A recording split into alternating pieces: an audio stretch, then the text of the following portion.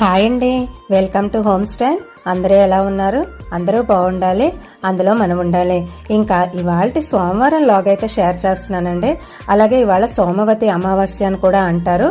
శివుడికి పూజలు అవి చేసుకున్నా, శివ దర్శనం చేసుకున్నా సరే, బిల్వపత్రాలతో పూజ చేసినా సరే ఈరోజు మంచిది అంటుంటారు.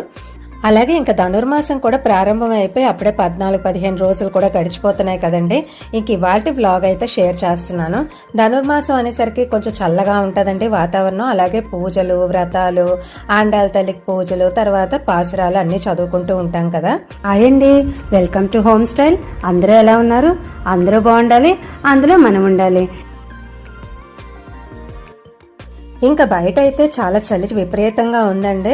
మొన్నే వర్షాలు పడడంతోనూ అలాగే క్లైమేట్తో బాగా చేంజెస్ అయితే జరిగాయండి. ఈ నెల్లాళ్ళు కూడాను వర్షాలు ఎక్కువ ఉన్నాయి, చలి ఎక్కువగా ఉంది.